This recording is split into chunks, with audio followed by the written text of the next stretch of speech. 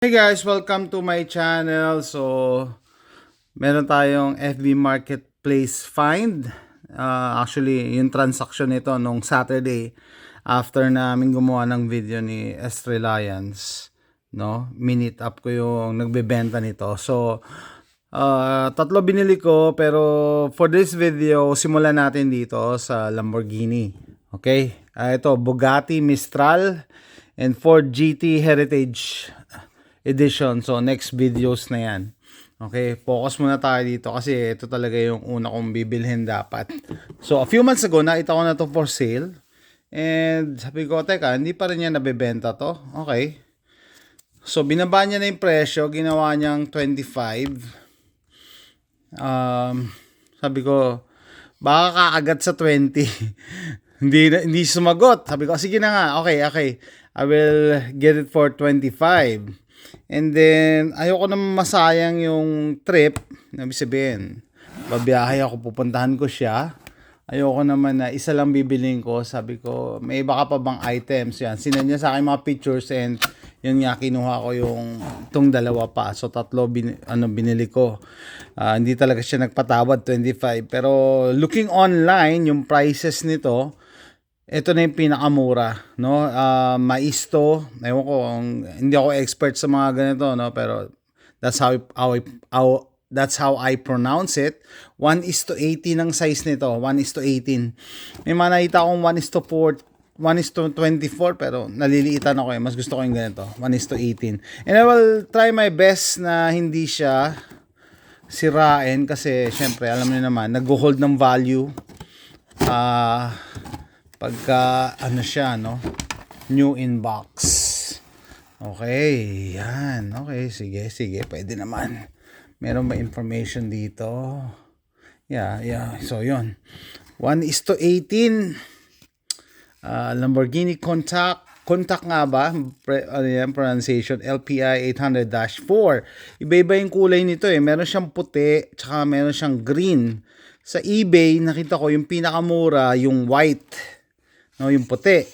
And makukuha mo yun kasama shipping. Pagka sa online kayo bibili, sama nyo syempre yung shipping tsaka yung tax.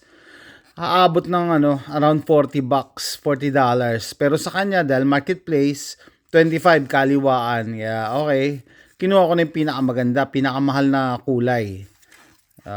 Di ko alam sa future kung mabibili ko pa yung iba niyang items, no, ibang kulay. Pero yan, bagong-bago. Yung nagbenta nito, pangalan sa online, Bill. No, nagkaharap na kami, Chinese, American Chinese, no? Magaling na mag-English eh. So tinanong ko siya, kasi being Chinese, sabi ko, baka may business ka ba? Baka ako binibenta niya talaga to eh. Sabi, hindi, collector daw siya. So, ang nangyari, nagko-collect siya, 2 of everything. Parang ako eh, dalawa-dalawa eh. So, nag-unload na siya. Kasi meron daw, dalawa kada So, binibenta niya na isang kopya. Yan, ganda ng nito. Pati paint job. Talagang parang sa Ferrari. Alam niyo yung paint job na mumurahin tsaka mamahalin. Ganda. Tapos kita niyo yung lines ng Ferrari, yung details. Wow. Pasensya na kayo, hindi ko to sisirain yung seal. Papakita ko lang sa inyo kasi I want to keep it as brand new as possible. Kahit tinanggal ko siya sa box. No? Pero itong contact na to, contact nga ba? Contact. Yan yung mga nakikita ko ngayon sa online and maganda siya, iba-ibang kulay. Kung gugustuhin ko magkapera ulit ako, baka yung green, yung green, apple green. Gusto ko rin yung ganong kulay. No? So yung likod. Wow. Ganda ng likod oh. 4 pala yung muffler nito. So being a car guy naman ako eh. No? Na-admire ko yung mga ganito. And ito yung mga pagkakataon na kaya kong bumili nito. Pero yung actual na kotse, syempre, hindi natin kaya. Pero ito na siguro yung second best. Kita nyo yung lines ng Lamborghini. Yung rim niya, okay lang. Parang common.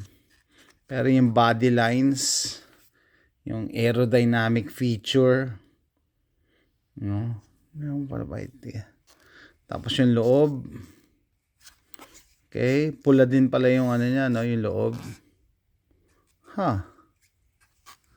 Naka-tape ba yung harap nito? Wala, naka-tape din, naka-tape.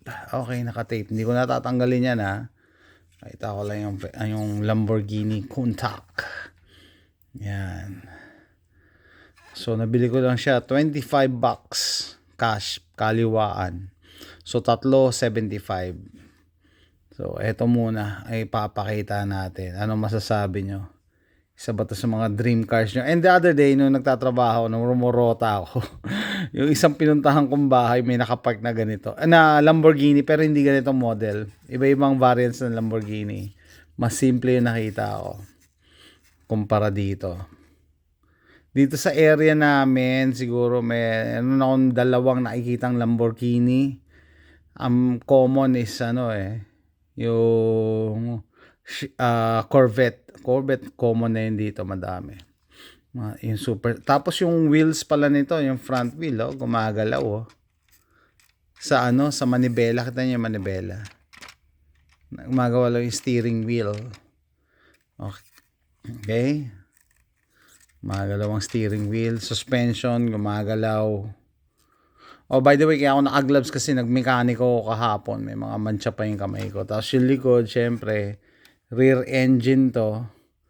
No? Dun sa hindi nakakaalam, pag rear wheel drive, mas mabilis. Mas mabilis rear end. Tapos nilagay niya talaga yung engine sa likod. No? Malamang yung harap nito, compartment. Yun nga lang, pag nabangga ka, talagang wala, crumple zone yan hanggang sa loob. Hanggang dito siguro, crumple zone. Wala yung engine block. Kita niyo, ano nakalagay dyan? Lines lang. Okay. Yung model number. Okay. LPI 800-4. Okay. So, ayan siya. Ganda. Attention to details. Gas tank, gas cap andito sa passenger side. No? Sa likod. 4 yung muffler niya. 6 naman yung tail light. Pero you got to admire sa sa Lamborghini talaga yung aerodynamic, no? Imagine mo yung air, dadaan lang talaga diyan. Kaya mabilis talaga. They are built for speed. Built for speed. Okay, guys. Ayan, pinakita ko lang. Lamborghini Countach. Okay. Ganda na interior, pula din.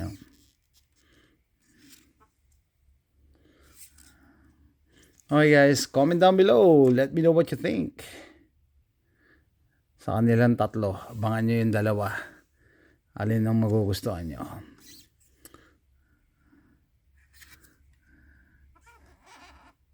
See you next time. Bye!